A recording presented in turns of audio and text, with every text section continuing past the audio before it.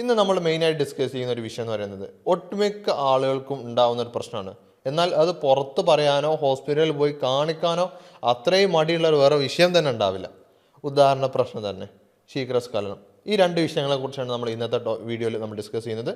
ഇന്ന് നമ്മുടെ കൂടെ ഉള്ളത് ഡോക്ടർ ഭാഗ്യ മാം ആണ്. Q1B ഹെൽത്ത് കെയറിലെ ചീഫ് മെഡിക്കൽ ഓഫീസറാണ്.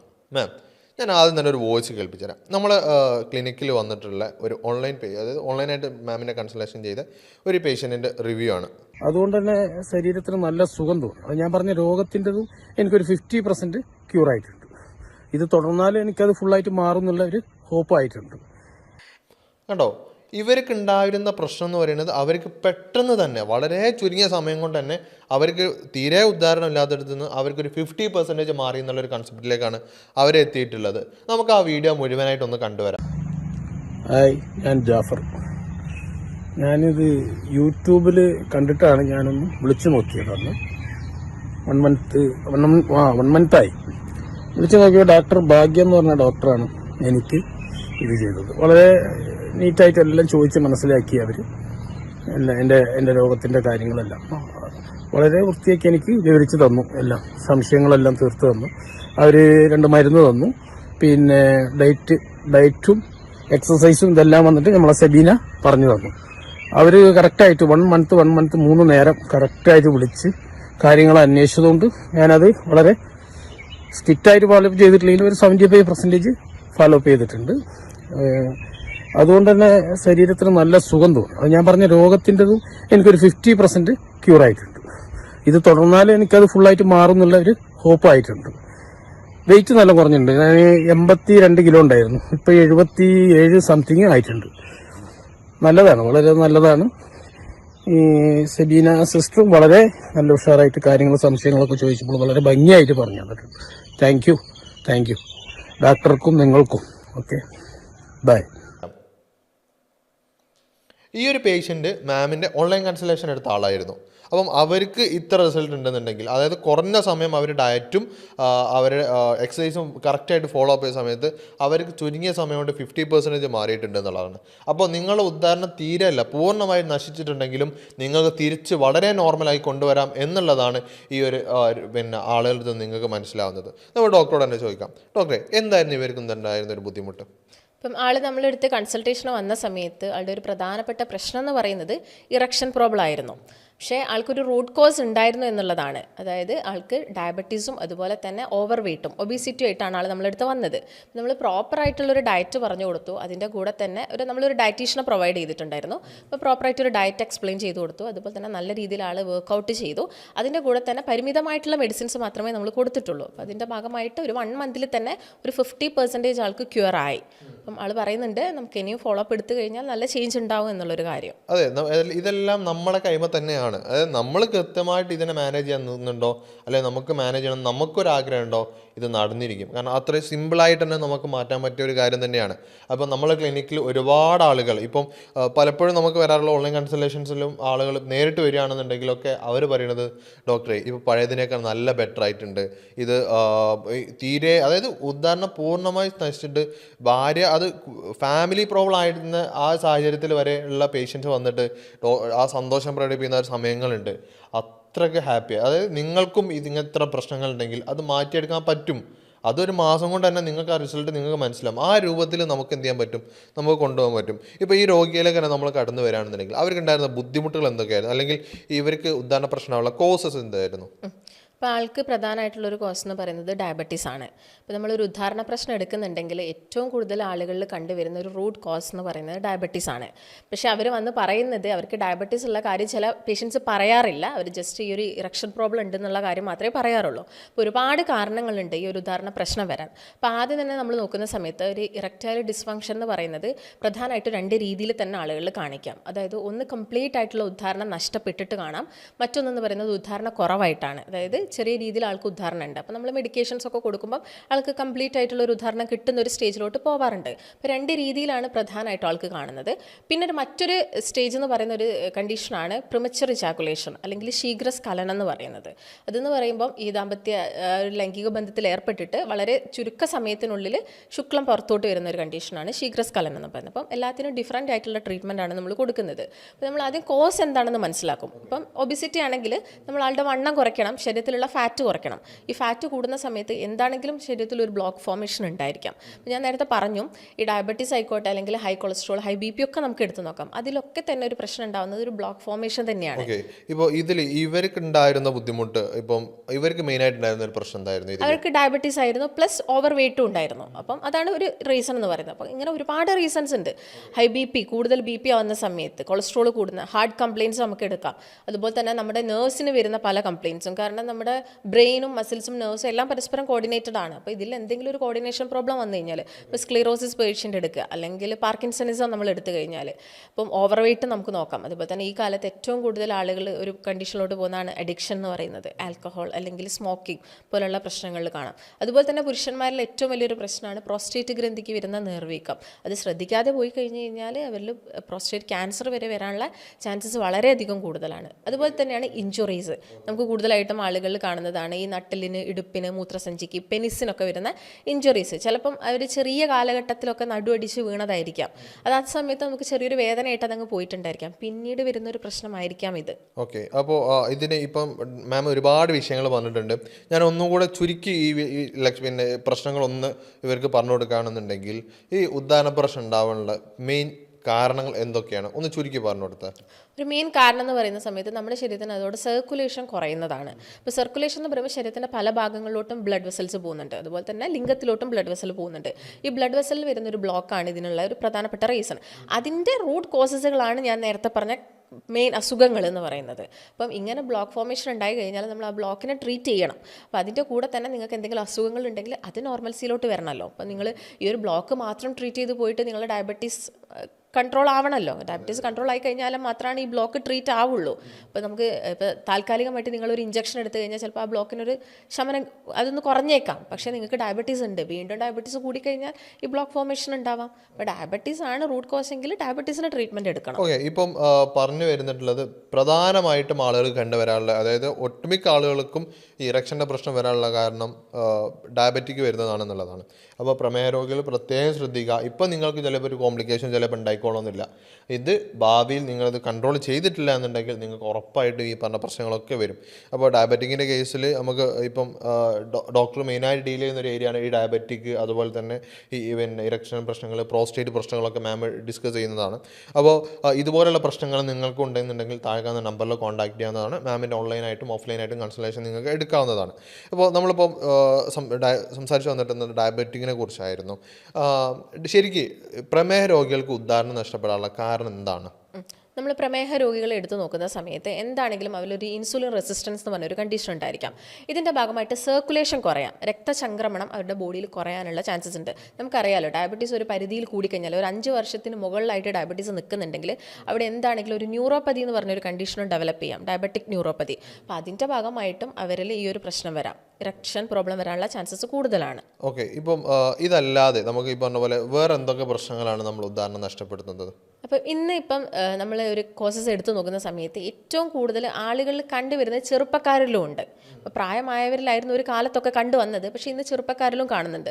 ഇതിനുള്ളൊരു പ്രധാനപ്പെട്ട റീസൺ എന്ന് പറയുന്നത് ഓവർ വെയ്റ്റ് ആണ്. വെയിറ്റ് കൂടുന്നതുകൊണ്ടാണ്. നന്നായിട്ട് നമ്മൾ ഫാസ്റ്റ് ഫുഡ് കഴിക്കുന്നുണ്ട്, അതിന് വേണ്ട അത്രയുള്ളൊരു എക്സസൈസോ കാര്യങ്ങളോ ഒന്നും ചെയ്യുന്നില്ല, വയറ് കൂടുന്നു ശരീരത്തിൽ.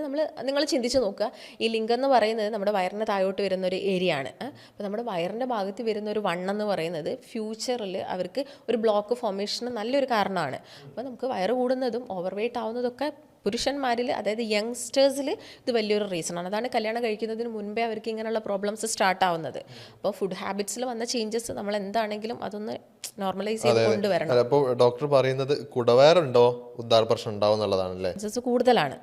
ഇപ്പം ഇതുപോലെ നമുക്ക് ഇപ്പം മെയിനായിട്ടുള്ള ആളുകൾ സിമ്പിളായിട്ട് ചോദിക്കുകയാണെന്നുണ്ടെങ്കിൽ ശരിക്കും ഉദാഹരണ പ്രശ്നം ഉണ്ടാക്കുന്ന ഭക്ഷണങ്ങൾ എന്തൊക്കെയായിരിക്കും? ഉദാഹരണ പ്രശ്നങ്ങൾ ഉണ്ടാകുന്ന ഭക്ഷണങ്ങൾ എന്ന് പറയുമ്പോൾ നമുക്ക് പ്രധാനമായിട്ടും പറയാൻ പറ്റുന്നത് ഫാസ്റ്റ് ഫുഡ് തന്നെയാണ്. ഫാസ്റ്റ് ഫുഡ് നമ്മൾ അമിതമായിട്ട് കഴിക്കുന്നത്, അത് കരുതിയിട്ട് നിങ്ങൾ വീട്ടിൽ നിന്ന് ഉണ്ടാക്കി കഴിക്കുന്ന ചോറ് പ്രശ്നക്കാരനല്ല എന്ന് ഞാൻ പറയുന്നില്ല. ചോറും വലിയൊരു പ്രശ്നക്കാരൻ തന്നെയാണ്. ഇപ്പോൾ നമുക്കറിയാം, ചോറ് കഴിച്ച് കഴിഞ്ഞാലും ഇപ്പോൾ നമ്മൾ പഞ്ചസാര കൂടുതലായിട്ടുള്ള ഫുഡുകൾ കഴിച്ച് കഴിഞ്ഞാലും ഇപ്പോൾ മൈദ എടുത്തു കഴിഞ്ഞാലും ഇതൊക്കെ നിങ്ങളുടെ ശരീരത്തിനകത്ത് ഒരു ഊർജ്ജം തന്നിട്ട് പിന്നെ അത് ഫാറ്റായിട്ടാണ് സ്റ്റോർ ചെയ്യുന്നത്. ഈ ഫാറ്റ് കൂടുക എന്ന് പറയുന്നത് നമ്മുടെ ശരീരത്തിന് നമുക്കറിയാം ഒരുപാട് ബുദ്ധിമുട്ടുകൾ ഉണ്ടാക്കും. അത് ഫാറ്റി ലിവർ മാത്രമല്ല ഉണ്ടാക്കുന്നത്, ഡയബറ്റീസ് ഉണ്ടാക്കാം, അതുപോലെ തന്നെ ഉദാഹരണ പ്രശ്നങ്ങളും ഉണ്ടാക്കാം. ഓക്കെ. ഇപ്പം നമ്മളിതിൽ സംസാരിക്കേണ്ട വിഷയമാണ്. അപ്പോൾ ഷുഗറിൻ്റെ കാര്യങ്ങൾ സംസാരിച്ചിട്ടുണ്ട്. ഇപ്പോൾ എല്ലാവരും ചെയ്യുന്നൊരു കാര്യമാണ്, പിന്നെ ഷുഗർ കൂടുമെന്ന് വിചാരിച്ചിട്ട് പിന്നെ പഞ്ചസാര മുഴുവനായിട്ട് ഒഴിവാക്കും. ഇപ്പോൾ ഷുഗർ വരുമെന്ന് പേടിച്ച് നമ്മൾ പഞ്ചസാര പൂർണ്ണമായിട്ട് ഒഴിവാക്കേണ്ടതുണ്ടോ? ഇപ്പോൾ ഞാനൊരു കേസ് നോക്കുന്ന സമയത്ത് ഇപ്പോൾ നമ്മൾ ഏറ്റവും കൂടുതൽ കാണുന്നത് ഈ യങ്സ്റ്റേഴ്സിൻ്റെ ഇടയിൽ അവർ പഞ്ചസാര ഇല്ലാത്ത ചായ വാങ്ങി കുടിക്കും. അതിൻ്റെ കൂടെ തന്നെ അവർ നന്നായിട്ട് എണ്ണക്കടികൾ കഴിക്കും. അപ്പം അവർ വിചാരിച്ചിരിക്കുന്നത് ഏറ്റവും വലിയ വില്ലൻ പഞ്ചസാരയാണെന്നാണ്. പക്ഷേ ഈ എണ്ണക്കടികളോ മറ്റുള്ള ഐറ്റംസോ ഒന്നും അവർ തിങ്കിങ്ങേ ചെയ്യുന്നില്ല. പക്ഷേ നമ്മൾ ചെറിയ അളവിലൊരു ഷുഗർ എടുത്തു കഴിഞ്ഞാൽ വലിയ പ്രശ്നങ്ങളൊന്നും ഉണ്ടാവില്ല. നിങ്ങളിപ്പോൾ നന്നായിട്ട് ബാക്കിയുള്ള കാര്യങ്ങളൊക്കെ കൺട്രോൾ ചെയ്യുന്നുണ്ട്, എക്സസൈസ് ചെയ്യുന്നുണ്ട്, അപ്പം ഇങ്ങനെയുള്ള കാര്യങ്ങളൊക്കെ ചെയ്യുമ്പോൾ ഒരു ചെറിയ ഷുഗർ എടുത്താൽ വലിയ പ്രശ്നമല്ല. പക്ഷേ അവർ ചെയ്യുന്നൊരു മിസ്റ്റേക്ക് എന്താ, ബാക്കിയുള്ള ഐറ്റംസൊക്കെ നന്നായിട്ട് കഴിക്കുന്നു, എക്സസൈസ് ഒന്നുമില്ല, ഷുഗർ അങ്ങോട്ട് കട്ട് ചെയ്തിരുന്നു. അത് വലിയൊരു മാറ്റമൊന്നും അവരുടെ ബോഡിയിൽ ഉണ്ടാക്കാൻ പോകുന്നില്ല. അതിൻ്റെ കാരണങ്ങൾ സംസാരിച്ചു, അതിൻ്റെ എന്താണ് അതിൻ്റെ കോംപ്ലിക്കേഷൻ എന്നുള്ളത് സംസാരിച്ചു, ഒക്കെ സംസാരിച്ചു. അതിനുള്ള ചോദ്യം പിന്നെ നമ്മൾ പലപ്പോഴും കേട്ടിട്ടുള്ളൊരു സാധനമാണ്, ഹാർട്ട് അറ്റാക്ക് വരുന്നതിന് മുമ്പേ കാണുന്ന ഒരു ലക്ഷണമാണ് ഉദാഹരണ പ്രശ്നം എന്ന് പറഞ്ഞിട്ടുള്ളത്. അത് ശരിയാണോ? അത് ഏറെക്കുറെ ശരിയാണ്. അതിനുള്ളൊരു റീസൺ, അറ്റാക്ക് വരുന്ന സമയത്ത് അവരിൽ കാണിക്കുന്നത് എന്താണ്, ബ്ലോക്കാണ്. ഈ ബ്ലഡ് വെസലിൽ കാണിക്കുന്നത് ബ്ലോക്കാണ്. ഈ ബ്ലോക്ക് എന്ന് പറയുന്നത് ശരീരത്തിൻ്റെ പല ഭാഗങ്ങളിലും ഉണ്ടാവാം. അപ്പം അത് എവിടെയൊക്കെയാണോ ബ്ലഡ് വെസൽസ് പോകുന്നത് അവിടെയൊക്കെ ഈ ഒരു ബ്ലോക്ക് ഫോർമേഷൻ ഉണ്ടാവാം. അപ്പോൾ അതിൽ പ്രധാനപ്പെട്ട ഒരു ഏരിയ ആണ് പെനിസ് എന്ന് പറയുന്നത്, ലിംഗത്തിലോട്ടുള്ള ബ്ലഡ് സർക്കുലേഷൻ. അപ്പോൾ അവിടെയും ബ്ലോക്ക് ഉണ്ടാവാം. അപ്പം അതിന് മുൻപായിട്ട് കാണിക്കുന്ന ഒരു പ്രശ്നമാണ് ഉദാഹരണക്കുറവ്. അതിൻ്റെ ഭാഗമായിട്ട് പിന്നീട് മെയിൻ പ്രോബ്ലം എന്ന് പറയുന്നത് അറ്റാക്കാണ്. അപ്പോൾ ഇത് നമ്മൾ അത്ര നിസ്സാരമാക്കി എടുക്കാറില്ല. പക്ഷേ അറ്റാക്ക് വന്ന് അതിന് കുറച്ച് മുൻപായിട്ട് അവരിൽ കാണിച്ചൊരു സിംറ്റം ആയിരിക്കാം ഈ ഒരു ഉദാഹരണ പ്രശ്നം എന്ന് പറയുന്നത്. പക്ഷേ എല്ലാവരിലും ഇത് ഉണ്ടാവണം എന്നില്ല. ഓക്കെ. ഇപ്പം ഇങ്ങനത്തെ പല പല പ്രശ്നങ്ങളും ആളുകൾ നമ്മൾ ക്ലിനിക്കിൽ വന്ന് ചോദിക്കുന്ന ഒരു കാര്യങ്ങൾ തന്നെയാണ്. അപ്പോൾ അതിൽ മെയിനായിട്ട് ചോദിക്കുന്ന മറ്റൊരു കാര്യമാണ് ശീഘ്രസ്ഖലനം എന്ന് പറയുന്നത്.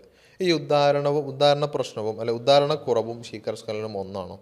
ഒന്നല്ല, ഇത് രണ്ടും രണ്ട് കണ്ടീഷനാണ്. പക്ഷേ ഒരാളിൽ തന്നെ നമുക്ക് രണ്ടും കാണാൻ സാധിക്കും. അതാണ് പ്രധാനമായിട്ടും. ഇപ്പോൾ പേഷ്യൻസ് നമ്മുടെ ക്ലിനിക്കിൽ വരുന്ന സമയത്ത് തന്നെ ഒരു പേഷ്യൻറ്റ് വരുന്ന സമയത്ത് അവർ പറയുന്ന ഒരു പ്രധാനപ്പെട്ട റീസൺ എന്ന് പറയുന്നത് ഇങ്ങനെ ഡയബറ്റീസ് ഉണ്ട്, അപ്പോൾ അതിൻ്റെ ഭാഗമായിട്ട് എനിക്ക് ഉദാഹരണ പ്രശ്നം വന്നിട്ടുണ്ട് ഡോക്ടർ, എനിക്ക് അതുപോലെ തന്നെ പ്രിമച്വർ ഇജാക്കുലേഷനും ഉണ്ട്, ടൈമിംഗ് വളരെ കുറവാണ് എന്നാണ് പേഷ്യൻറ്റ് പറയുന്നത്. അപ്പോൾ പ്രിമച്വർ ഇജാക്കുലേഷൻ എന്ന് പറയുമ്പോൾ നമ്മൾ ആ ലൈംഗിക ബന്ധത്തിൽ ഏർപ്പെട്ടതിന് പെട്ടെന്ന് തന്നെ ശുക്ലസ്ഖലനം ഉണ്ടാവുന്നത്, അതായത് ശീഘ്രസ്ഖലനം നടക്കുക, ശുക്ലം പെട്ടെന്ന് പുറത്തോട്ട് വരുന്നതിനെയാണ്. അപ്പോൾ ഇത് 10 സെക്കൻഡിനുള്ളിൽ തന്നെ സംഭവിക്കാം. ചില ആളുകൾ 1 സെക്കൻഡ് 2 സെക്കൻഡിനുള്ളിലും പ്രശ്നം വരാം. ചില ആളുകളിൽ ഉദാഹരണ വൈകല്യങ്ങൾ ഒന്നും തന്നെ ഉണ്ടാവാറില്ല, പക്ഷേ അവരിൽ ഈ ഒരു ശീഘ്രസ്ഖലനം സംഭവിക്കാം.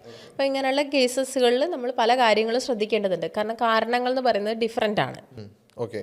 അപ്പം ഇപ്പം കാരണങ്ങൾ പല ഡിഫറെൻ്റ് ആണെന്ന് പറഞ്ഞിട്ടുണ്ട്. അപ്പോൾ ഈ പിന്നെ ശീഘ്രസ്ഖലനം ഉണ്ടാവാനുള്ള ഒരു 5 കാരണങ്ങൾ എന്തൊക്കെയായിരിക്കും? നമ്മൾ പ്രധാനമായിട്ട് നോക്കുന്ന സമയത്ത് ഒബേസിറ്റി വലിയൊരു റീസണാണ്, ഫാറ്റ് കൂടുന്നത്.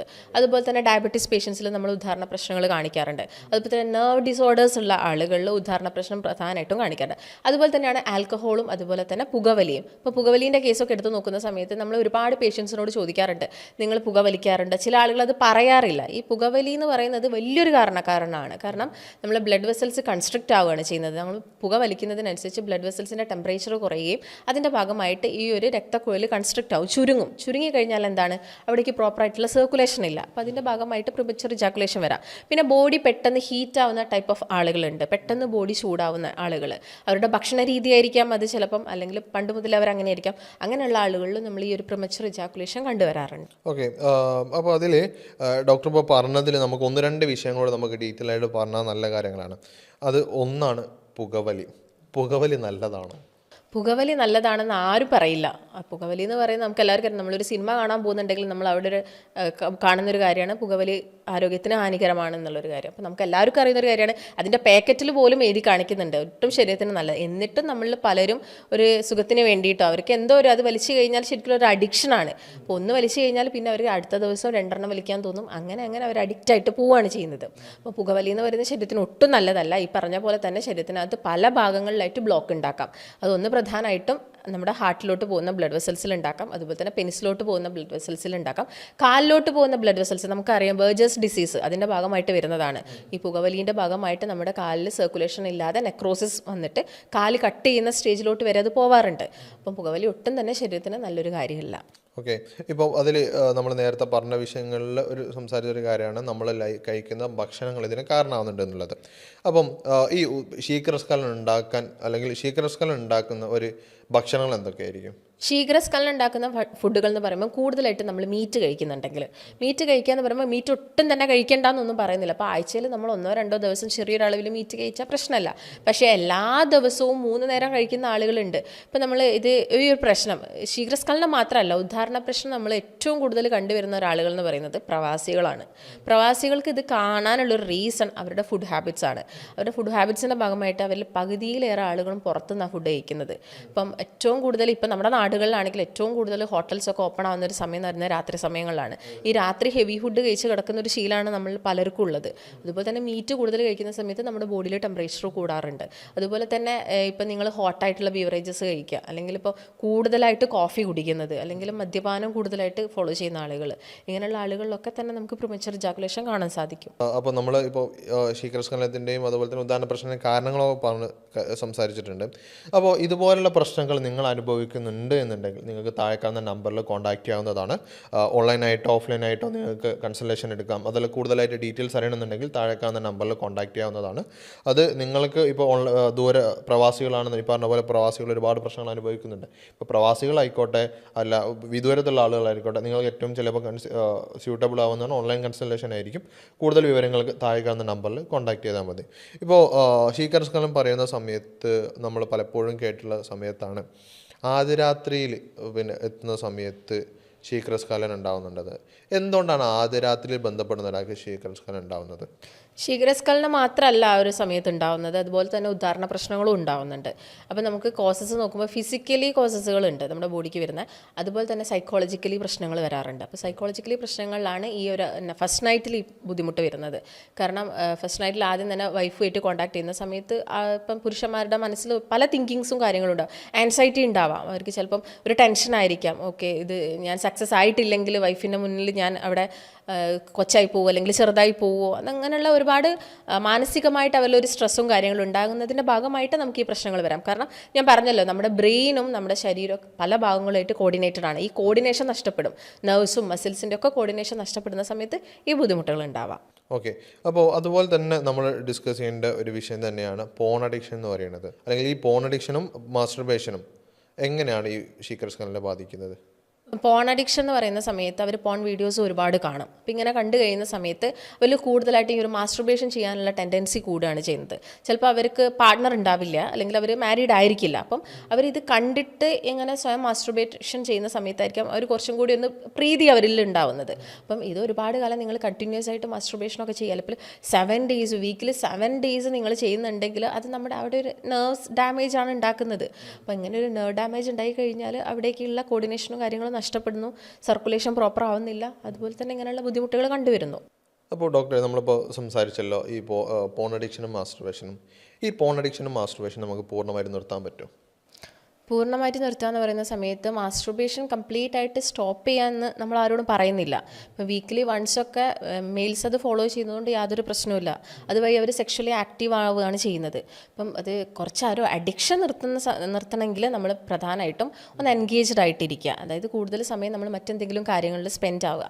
നമ്മൾ ഒറ്റയ്ക്ക് ഇരിക്കുന്ന സമയത്ത് നമുക്ക് ഒരുപാട് തിങ്കിങ്സും കാര്യങ്ങളൊക്കെ വരുന്നു. അല്ലെങ്കിൽ ഇപ്പോൾ നമുക്ക് നമ്മുടെ ഫ്രണ്ടിന് ഒരു പാർട്ട്ണർ ഉണ്ട്, അപ്പം അവർ ഒരുമിച്ചിരിക്കുന്ന സമയത്തൊക്കെ ഇവരിലൊരു ഫീലും കാര്യങ്ങളൊക്കെ വരും. അതിൻ്റെ ഭാഗമായിട്ട് ഒരുപാട് പേര് ഇങ്ങനെ ചെയ്യാറുണ്ട്. അപ്പം അങ്ങനെയുള്ള കാര്യങ്ങളൊക്കെ ഒഴിവാക്കി നമ്മുടെ ക്ലോസ് ഫ്രണ്ട്സിൻ്റെ കൂടെ നിങ്ങൾ കൂടുതൽ സമയം സ്പെൻഡ് ചെയ്യുക, അല്ലെങ്കിൽ മറ്റെന്തെങ്കിലും ഒരു ഫിലിം കാണാൻ പോവുക, അല്ലെങ്കിൽ നമുക്ക് ഇഷ്ടപ്പെട്ട എന്തെങ്കിലും കാര്യങ്ങളൊക്കെ ചെയ്യുക. അപ്പം ഇതാണ് നമ്മൾ അത് ഒഴിവാക്കാനുള്ള കാര്യങ്ങൾ ചെയ്യേണ്ടത്. ഓക്കെ, ഇപ്പോൾ നമ്മൾ മുമ്പ് ഞാൻ ഫസ്റ്റ് തന്നെ നിങ്ങൾക്ക് ഒരു വീഡിയോ കാണിച്ചു തന്നിട്ടുണ്ടായിരുന്നു. അതായത് നമ്മൾ ക്ലിനിക്കിൽ ഓൺലൈനായിട്ട് വന്ന പേഷ്യൻറ്റിൻ്റെ ഒരു ഫീഡ്ബാക്ക് വീഡിയോ ആയിരുന്നു. അപ്പം അവരതിലുണ്ടായിരുന്നത് അവർക്ക് ഉദാഹരണ പ്രശ്നത്തിൻ്റെയും പിന്നെ ടൈമിങ്ങിൻ്റെ ആയിക്കോട്ടെ, അവർക്ക് ഈ പ്രശ്നങ്ങളൊക്കെ തന്നെ ഉണ്ടായിരുന്നു. ഷുഗർ ഉണ്ടായിരുന്നു, പിന്നെ അതുപോലെ ഓവർ വെയ്റ്റ് ഉണ്ടായിരുന്നു. ഇതെല്ലാം നമുക്ക് കംപ്ലീറ്റ് ആയിട്ട് 1 മാസം കൊണ്ട് മാറിയിട്ടുണ്ട്. അപ്പോൾ ഡോക്ടറെ ഇതെങ്ങനെയാണ് ഒരു മാസം കൊണ്ട് പൂർണ്ണമായി മാറ്റാൻ പറ്റിയത്? അല്ലെങ്കിൽ ഇവർക്ക് എന്താണ് ഒരു 5 കിലോ അവർ ഒരു മാസം കൊണ്ട് തന്നെ വെയിറ്റ് കുറഞ്ഞെന്ന് പറഞ്ഞു. ഇതെങ്ങനെയാണ് ഒരു മാസം കൊണ്ട് ഇവർക്ക് പ്രശ്നം മാറിയത്? ആൾ ആ വീഡിയോയിൽ തന്നെ പറയുന്നുണ്ട്, ഡോക്ടർ എനിക്ക് 2 മെഡിസിനേ തന്നിട്ടുള്ളൂ, അപ്പോൾ ഞാൻ കൃത്യമായിട്ടുള്ളൊരു ഡയറ്റ് എടുത്തു, എക്സസൈസ് ചെയ്തു, ഡയറ്റീഷ്യൻ കറക്റ്റായിട്ട് അവരെ ലീഡ് ചെയ്തു ആ ഒരു 1 മന്തെന്ന്. അപ്പോൾ നമ്മൾ പ്രധാനമായിട്ടും ഫോക്കസ് ചെയ്തത് അവരുടെ ഒരു ലൈഫ് സ്റ്റൈൽ ചേഞ്ചസ് ആണ്. ലൈഫ് സ്റ്റൈൽ ചേഞ്ചസ് എന്ന് പറയുമ്പോൾ ഡയറ്റ് നമ്മൾ ഇൻക്ലൂഡ് ആക്കി, അതുപോലെ തന്നെ എക്സസൈസും കൊടുത്തു. അപ്പോൾ ഡയറ്റ് കൃത്യമായിട്ട് എടുത്തു, ഡയബറ്റീസ് കുറഞ്ഞു. വന്ന സമയത്ത് അവർക്കൊരു HbA1c എന്ന് പറയുന്നത് 7 പോയിൻറ്റ് സംതിങ് ഒക്കെ ഉണ്ടായിരുന്നു, അതൊരു നോർമൽ റേഞ്ചിലോട്ട് വന്നു. അതുപോലെ തന്നെ ഒരു 5 kgs ഒരു മാസം കൊണ്ട് തന്നെ അവർക്ക് കുറയ്ക്കാൻ പറ്റി. അപ്പോൾ എന്നാലും ആൾക്ക് ചില മിസ്റ്റേക്കുകളൊക്കെ ചെയ്തു, ആ ഒരു 1 മന്തിൽ ചെയ്തിട്ടുണ്ട്. എന്നിട്ടും ആൾക്കൊരു 50% മാറ്റം വന്നു വിത്ത് ലിമിറ്റഡ് മെഡിസിൻസ് കൊണ്ട് തന്നെ.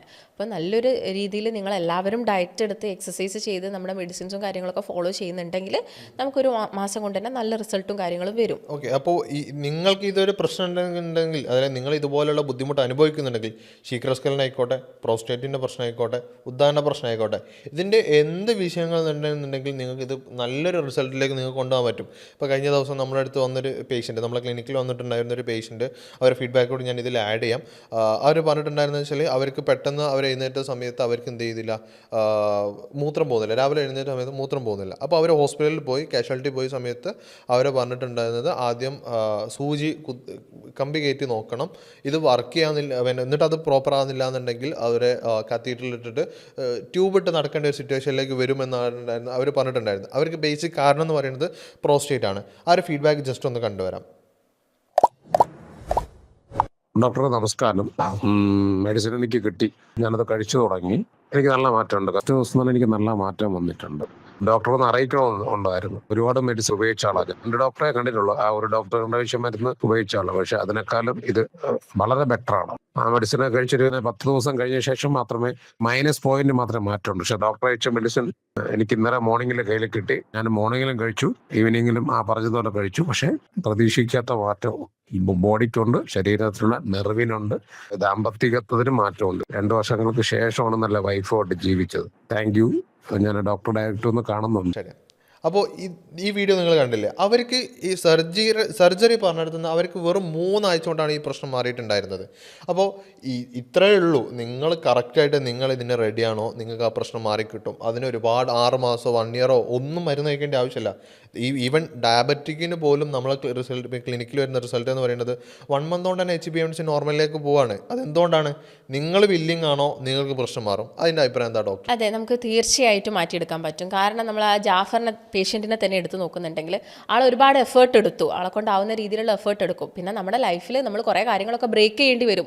നമ്മൾ ചിലപ്പോൾ ഫ്രണ്ട്സ് നമ്മളോട് പുറത്ത് പോയിട്ട് ഫുഡ് കഴിക്കാം, അല്ലെങ്കിൽ വൈകുന്നേരം ഒരു ചായക്കടി കുടിക്കാം, ഒരു ചായക്കടിയല്ലേ വലിയ പ്രശ്നമൊന്നുമില്ലല്ലോ എന്ന് പറയുന്നതൊക്കെ നമ്മൾ ചിലപ്പോൾ ബ്രേക്ക് ചെയ്ത് അതിനെല്ലാത്തിനും ഒരു എഫേർട്ട് കൂടുതൽ എടുത്ത് നിങ്ങളൊരു ഡയറ്റൊക്കെ എടുക്കുന്ന സമയത്തെ ആ വലിയൊരു ചേഞ്ച് നിങ്ങൾക്ക് ഉണ്ടാവുള്ളൂ. അല്ലാതെ നിങ്ങൾ ഇപ്പോൾ ഒരു ദിവസം ഡയറ്റ് എടുത്തു, സെക്കൻഡ് ഡേ നിങ്ങൾ വീണ്ടും പോയിട്ട് എന്തെങ്കിലുമൊക്കെ കഴിച്ചു, കുഴപ്പമില്ല, നാളെ കുറച്ചധികം എക്സസൈസ് ചെയ്യാം എന്ന് വിചാരിക്കാൻ പാടില്ല.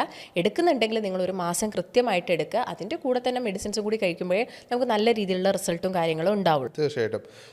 ഇപ്പം നമ്മൾ ഒരുപാട് കാര്യങ്ങൾ നമ്മളിപ്പോൾ ഡിസ്കസ് ചെയ്തു. പല വിഷയം, ഇപ്പോൾ ശീഘ്രസ്ഖലനം, പ്രോസ്റ്റേറ്റ് പ്രശ്നങ്ങൾ എല്ലാം നമ്മളിപ്പോൾ ഡിസ്കസ് ചെയ്തിട്ടുണ്ട്. ഇപ്പോൾ അതിൽ ഒരു കാര്യം കൂടെ നമുക്ക് സംസാരിക്കേണ്ട ഒരു വിഷയമാണ് വയാഗ്ര എന്ന് പറയുന്നത്. പല ആളുകളും ഇന്ന് ചെറുപ്പക്കാരൊക്കെ പ്രത്യേകിച്ച് എടുക്കുന്ന ഒരു കാര്യമാണ് വയാഗ്ര എന്ന് പറയുന്നത്. കാരണം അവർക്ക് പാർട്ണറായിട്ട് ചിലപ്പോൾ എപ്പോഴെങ്കിലും കിട്ടുന്ന ടൈമിംഗ് ആയിരിക്കും. പക്ഷേ ആ സമയത്ത് അവർ വയാഗ്ര ഉപയോഗിച്ചിട്ട് കൂടുതൽ സമയത്ത് അവർക്ക് സെക്സ് ചെയ്യാം എന്നുള്ള രൂപത്തിലാണ് വയാഗ്ര എടുക്കുന്നത്. ഈ വയാഗ്ര എടുത്താലുള്ള പ്രശ്നങ്ങൾ എന്തൊക്കെയായിരിക്കും? അല്ലെ വയാഗ്ര നല്ലതാണോ? ഒരിക്കലുമല്ല. നമ്മൾ വയാഗ്ര എന്ന് പറയുന്ന സമയത്ത് ഇപ്പം ചെറുപ്പക്കാരിൽ തന്നെയാണ് ഏറ്റവും കൂടുതൽ. ഇപ്പം അവർ പ്രിസ്ക്രിപ്ഷൻ ഇല്ലാതെ മെഡിക്കൽ ഷോപ്പിൽ പോയിട്ടാണ് ഇത് വാങ്ങി കഴിക്കുന്നത്. അപ്പം ഇങ്ങനെ വയാഗ്ര നിങ്ങൾ കഴിക്കുന്നുണ്ടെങ്കിൽ നമ്മുടെ ശരീരത്തിൽ എന്തൊക്കെ അസുഖങ്ങളാണ് ഉള്ളത് എന്ന് നമുക്കറിയില്ല. ഇപ്പം ഈ ചെറുപ്പക്കാരിലും ഇത് വന്നത് ഒരു പക്ഷേ ഡയബറ്റീസിൻ്റെ സ്റ്റാർട്ടിങ് ആയിരിക്കാം, അവരിൽ കൊളസ്ട്രോൾ ഉണ്ടായിരിക്കാം.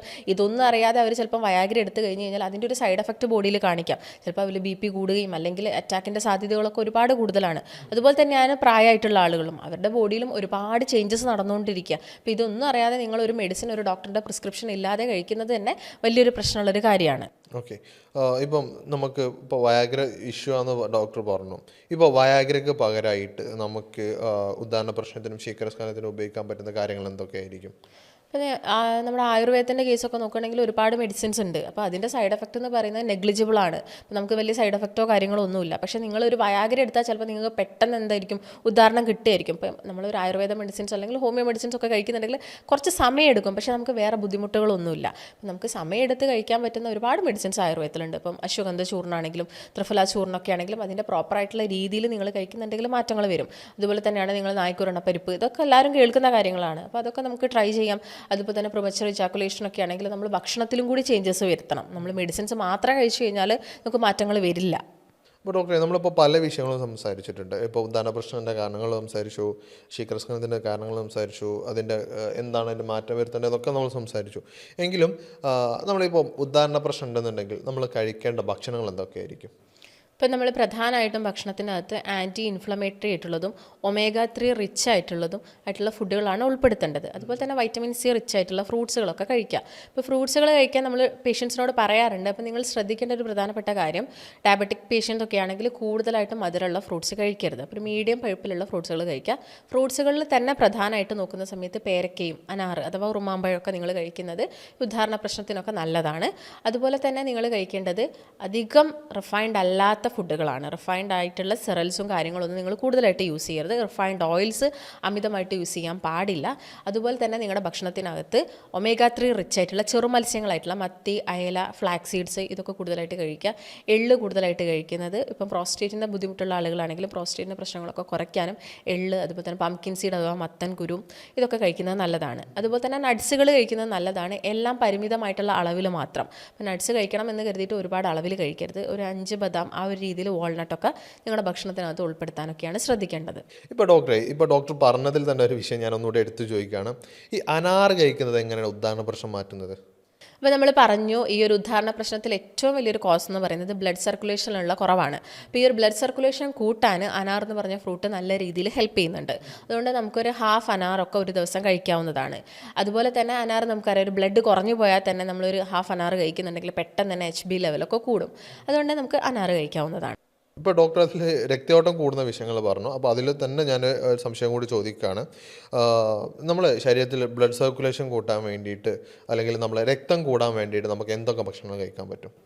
അപ്പം നമുക്ക് കൂടുതലായിട്ടും നൈട്രിക് ഓക്സൈഡ് റിച്ച് ആയിട്ടുള്ള ചീര, മുരിങ്ങയുടെ ഇല വിഭാഗത്തിൽ പെടുന്ന എല്ലാം തന്നെ നമുക്ക് കഴിക്കാവുന്നതാണ്. അതുപോലെ തന്നെ ബീട്രൂട്ട് കഴിക്കുന്നത് നല്ലതാണ്. അതുപോലെ തന്നെ ഫ്ലാവനോയിഡ്സ് കൂടുതലായിട്ടുള്ള ഫ്രൂട്ട്സുകൾ, ഇപ്പം ആപ്പിളൊക്കെ ഫ്ലാവനോയിഡ്സ് കൂടുതലാണ്. അപ്പം അങ്ങനെയുള്ള ഫ്രൂട്ടുകളൊക്കെ നിങ്ങളുടെ ഭക്ഷണത്തിൽ ഉൾപ്പെടുത്താൻ വേണ്ടിയിട്ടാണ് ശ്രദ്ധിക്കേണ്ടത്. ഓക്കെ, ഇപ്പം ഭക്ഷണത്തിൻ്റെ കാര്യങ്ങളാണ് നമ്മൾ മെയിനായിട്ട് ഇപ്പോൾ ഇതിൽ ഡിസ്കസ് ചെയ്യുന്നത്. എന്തൊക്കെ കഴിക്കാം, എന്തൊക്കെ കഴിക്കരുത് എന്നുള്ള വിഷയങ്ങൾ തന്നെയാണ്. അപ്പം അതിൽ തന്നെ നമ്മൾ പ്രത്യേകമായിട്ട് ഒരു ആൾ എല്ലാവർക്കും സംശയമുള്ള ഒരു കാര്യമാണ്. ഇപ്പോൾ ശീഘ്രസ്ഖലനുണ്ട്, അവർക്ക് പെട്ടെന്ന് ടൈമിങ് കൂടുന്നില്ല എന്നുള്ളൊരു വിഷയം കംപ്ലൈൻ്റ് ആയിട്ട് പലപ്പോഴും നമ്മൾ ക്ലിനിക്കിൽ ആളുകൾ വരാറുണ്ട്. ഇപ്പോൾ ടൈമിങ് കൂടി കിട്ടാൻ വേണ്ടിയിട്ട് നമുക്ക് ചെയ്യാൻ പറ്റുന്ന സിമ്പിളായിട്ടുള്ള കാര്യങ്ങൾ എന്തൊക്കെയാണ്? ടൈമിംഗ് കൂടണമെങ്കിൽ നിങ്ങൾ ആദ്യം നിങ്ങളുടെ ഒരു ഹാബിറ്റ്സുകളൊക്കെ ഉണ്ടെങ്കിൽ സ്റ്റോപ്പ് ചെയ്യണം. മദ്യപാനം അതുപോലെ തന്നെ പുകവലിയും കംപ്ലീറ്റ് ആയിട്ട് സ്റ്റോപ്പ് ചെയ്യണം. പിന്നെ നിങ്ങളുടെ ബോഡിക്ക് അതായത് കൂടുതലായിട്ട് തണുപ്പ് തരുന്ന ഭക്ഷണങ്ങൾ കഴിക്കണം. അപ്പോൾ തണുപ്പ് തരുന്നതെന്ന് പറയുമ്പോൾ ഫ്രൂട്ട്സ് ആൻഡ് വെജീസ് ആണ് കൂടുതൽ. ഇപ്പോൾ നമുക്കറിയാം, മീറ്റ് ആണെങ്കിലും മറ്റെന്തെങ്കിലും കഴിക്കുന്ന സമയത്തൊക്കെ പെട്ടെന്ന് ബോഡിയിൽ ടെമ്പറേച്ചർ കൂടുകയാണ് ചെയ്യുക. പക്ഷേ മത്സ്യം അത്ര കുഴപ്പമില്ല. ചെറുമത്സ്യങ്ങൾ കഴിക്കുന്നതുകൊണ്ട് പ്രശ്നമില്ല. മുട്ടയാണെങ്കിലും വലിയ പ്രശ്നമല്ല. പിന്നെ പച്ചക്കറികളും അതുപോലെ തന്നെ ഫ്രൂട്ട്സുകളും എല്ലാം തന്നെ വാട്ടർ കണ്ടൻ്റ് ഉള്ള ഫ്രൂട്ട്സുകളൊക്കെ കൂടുതൽ, ഇപ്പോൾ വാട്ടർ മെലൺ, പൈനാപ്പിൾ ഇങ്ങനെയുള്ള ഫ്രൂട്ട്സുകൾ, വിറ്റാമിൻ സി റിച്ച് ആയിട്ടുള്ള ഫ്രൂട്ട്സുകളൊക്കെ കൂടുതലായിട്ട് കഴിക്കുന്നുണ്ടെങ്കിൽ നമുക്ക് ഈ ശീഘ്രസ്ഖലനത്തിൻ്റെ പ്രശ്നങ്ങളൊക്കെ കുറച്ചെടുക്കാൻ സാധിക്കും. അതുപോലെ തന്നെ നന്നായിട്ട് വെള്ളം കുടിക്കണം. അതുപോലെ തന്നെ കീഗൽ എക്സസൈസ് വളരെ ഇമ്പോർട്ടൻ്റ് ആയിട്ടുള്ളൊരു കാര്യമാണ്. ഇപ്പോൾ ഉദാഹരണ പ്രശ്നമുള്ള ആളുകളാണെങ്കിലും പ്രിമച്വർ ഇജാക്കുലേഷൻ ഉള്ള ആളുകളാണെങ്കിലും കീഗൽ എക്സസൈസ് പ്രാക്ടീസ് ചെയ്യാനും കൂടി ഒന്ന് ശ്രദ്ധിക്കുക. ഇപ്പം നമ്മൾ ഏകദേശം ഈ വിഷയത്തിൽ A to Z കാര്യങ്ങൾ നമ്മൾ സംസാരിച്ചിട്ടുണ്ട്. അപ്പം ഈ ഒരു നമ്മൾ ഇത്രയും നേരം ഡിസ്കസ് ചെയ്തിട്ടുള്ളതിൽ ഏറ്റവും ലാസ്റ്റ് നമുക്ക് വൈൻഡപ്പ് ചെയ്യാൻ പറ്റുക അല്ലെങ്കിൽ ഒരു കൺക്ലൂഷൻ എന്ന് പറയുന്നത്, നിങ്ങളുടെ പ്രശ്നങ്ങൾ എന്തായിക്കോട്ടെ, ഇപ്പോൾ ഡയബറ്റിക് ആയിക്കോട്ടെ, കൊളസ്ട്രോൾ, ഫാറ്റ് ലിവറിൻ്റെ പ്രശ്നങ്ങളായിക്കോട്ടെ, ഉദാഹരണത്തിൻ്റെ പ്രശ്നങ്ങളായിക്കോട്ടെ, പ്രോസ്റ്റേറ്റിൻ്റെയോ അല്ലെങ്കിൽ ശീഘ്രസ്ഖലനത്തിൻ്റെ പ്രശ്നങ്ങളായിക്കോട്ടെ, ഇതേത് പ്രശ്നമാണെന്നുണ്ടെങ്കിലും നിങ്ങൾക്ക് 1 മാസത്തിനുള്ളിൽ തന്നെ ഇതിന് നല്ലപോലെ ക്യൂർ കൊണ്ടുവരാൻ പറ്റും. ഇതാണ് നമ്മൾ ക്ലിനിക്കിൽ ഇത്രയും കാലം നമുക്ക് പേഷ്യൻറ്റിനെ ട്രീറ്റ് ചെയ്തതിലും പേഷ്യൻസ് വന്നതിലും നമുക്കുണ്ടാകുന്ന റിസൾട്ടുകൾ എന്ന് പറയുന്നത്. അത് 1 മന്ത് എന്ന് ഞാൻ പറഞ്ഞിട്ടേ ഉള്ളൂ. അത് പലപ്പോഴും പല ആളുകൾക്ക് ഇപ്പോൾ മൈഗ്രെയിൻ്റെ പ്രശ്നങ്ങളാണെന്നുണ്ടെങ്കിൽ മൈഗ്രെയിൻ്റെ പ്രശ്നങ്ങൾ വന്നിട്ടുള്ള ആളുകൾക്ക് വെറും 3 ദിവസത്തിനുള്ളിൽ തന്നെ റിസൾട്ട്. 25 വർഷമായിട്ട് മാറാത്ത മൈഗ്രെയിൻ വെറും 3 ദിവസങ്ങളിൽ മാറിയിട്ടുള്ള പേഷ്യൻസ് ഉണ്ട്. അതുപോലെ തന്നെ ഇപ്പോൾ പ്രോസ്റ്റേറ്റിൻ്റെ വീക്കം, സർജറി പറഞ്ഞ ഒരു കേസിൽ നിന്ന് അവർക്ക് വെറും 3 ആഴ്ച പ്രോസ്റ്റേറ്റിൻ്റെ വീക്കം പൂർണ്ണമായിട്ട് മാറി. അതുപോലെ തന്നെ ഇപ്പോൾ യൂറിക് ആസിഡ് കൂടിയിട്ട് കിഡ്നി സംബന്ധമായ പ്രശ്നങ്ങൾ ഉണ്ടായിട്ട് സർജറി വേണം അല്ലെങ്കിൽ ട്രാൻസ്പ്ലാന്റ് എന്ന് പറഞ്ഞിട്ടുണ്ടായിരുന്ന ഒരു കണ്ടീഷനിൽ നിന്ന് അവർക്കത് സിമ്പിളായിട്ട് കൃത്യമായിട്ട് മെഡിക്കേഷൻ കാര്യങ്ങൾ ചെയ്തപ്പോൾ അവർക്കത് എന്ത് ചെയ്യാൻ പറ്റി, അത് ക്യൂർ ചെയ്ത് ബാക്കോട്ട് കൊണ്ടുവരാൻ പറ്റി. അങ്ങനത്തെ ഒരുപാട് പ്രശ്നങ്ങൾ, പിന്നെ ഒരുപാട് അസുഖങ്ങൾ, ഒരുപാട് ബുദ്ധിമുട്ടുകൾ നമ്മൾ മാറ്റിയിട്ടുണ്ട്. മുട്ടുവേദന ആയിക്കോട്ടെ, പിന്നെ ഗ്യാസ്ട്രിക്കിൻ്റെ പ്രശ്നങ്ങളായിക്കോട്ടെ, പിന്നെ വെയിറ്റ് ലോസിൻ്റെ കാര്യങ്ങൾ നമ്മൾ പ്രത്യേകം സംസാരിക്കേണ്ട കാര്യമാണ്. എൻ്റെ വെയിറ്റ് കുറയൂല എന്ന് പറഞ്ഞ സ്ഥാനത്ത് ഒരു മാസം കൊണ്ട് 10 കിലോയും 15 കിലോയും കുറച്ചിട്ടുള്ള പേഷ്യൻസ് ഉണ്ട്. അപ്പോൾ അതെന്താണ്, അവർക്ക് കൃത്യമായിട്ട് അവരെ ഫോളോ അപ്പ് ചെയ്യുക എന്നുള്ള കാര്യങ്ങൾ തന്നെയാണ്.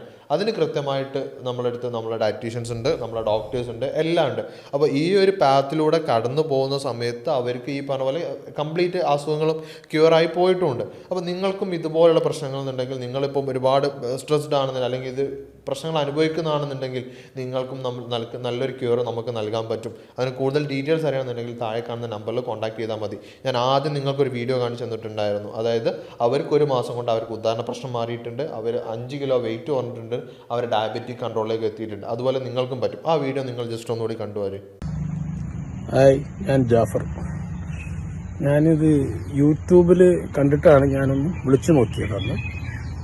1 മന്തായി വിളിച്ചു നോക്കിയപ്പോൾ ഡോക്ടർ ഭാഗ്യം എന്ന് പറഞ്ഞ ഡോക്ടറാണ് എനിക്ക് ഇത് ചെയ്തത്. വളരെ നീറ്റായിട്ട് എല്ലാം ചോദിച്ച് മനസ്സിലാക്കി അവർ എൻ്റെ രോഗത്തിൻ്റെ കാര്യങ്ങളെല്ലാം വളരെ വൃത്തിയാക്കി എനിക്ക് വിവരിച്ച് തന്നു. എല്ലാം സംശയങ്ങളെല്ലാം തീർത്ത് തന്നു.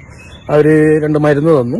പിന്നെ ഡയറ്റും എക്സസൈസും ഇതെല്ലാം വന്നിട്ട് നമ്മളെ സെബീന പറഞ്ഞു തന്നു. അവർ കറക്റ്റായിട്ട് 1 മന്ത് 3 നേരം കറക്റ്റായിട്ട് വിളിച്ച് കാര്യങ്ങൾ അന്വേഷിച്ചതുകൊണ്ട് ഞാനത് വളരെ സ്ട്രിക്റ്റായിട്ട് ഫോളോ അപ്പ് ചെയ്തിട്ടില്ലെങ്കിൽ ഒരു 75% ഫോളോ അപ്പ് ചെയ്തിട്ടുണ്ട്. അതുകൊണ്ട് തന്നെ ശരീരത്തിന് നല്ല സുഖം തോന്നും. അത് ഞാൻ പറഞ്ഞ രോഗത്തിൻ്റെതും എനിക്കൊരു 50% ക്യൂറായിട്ടുണ്ട്. ഇത് തുടർന്നാൽ എനിക്കത് ഫുള്ളായിട്ട് മാറും എന്നുള്ള ഒരു ഹോപ്പായിട്ടുണ്ട്. വെയിറ്റ് നല്ല കുറഞ്ഞിട്ടുണ്ട്. ഞാൻ 82 കിലോ ഉണ്ടായിരുന്നു, ഇപ്പോൾ 77 സംതിങ് ആയിട്ടുണ്ട്. നല്ലതാണ്, വളരെ നല്ലതാണ്. ഈ സെബീന സിസ്റ്ററും വളരെ നല്ല ഉഷാറായിട്ട് കാര്യങ്ങളും സംശയങ്ങളൊക്കെ ചോദിച്ചപ്പോൾ വളരെ ഭംഗിയായിട്ട് പറഞ്ഞു തന്നിട്ടുണ്ട്. താങ്ക് യു ഡോക്ടർക്കും നിങ്ങൾക്കും. Okay, by.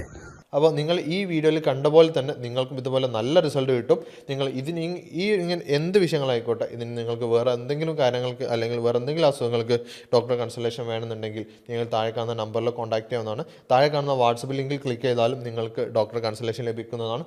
ഓൺലൈനായിട്ടോ ഓഫ്ലൈനായിട്ടോ കൺസൾട്ടേഷൻ എങ്ങനെയാണോ വേണ്ടതെന്ന് വിചാരിച്ചാൽ നിങ്ങൾക്ക് താഴെ കാണുന്ന നമ്പർ അവരായിട്ട് സംസാരിച്ചാൽ മതി.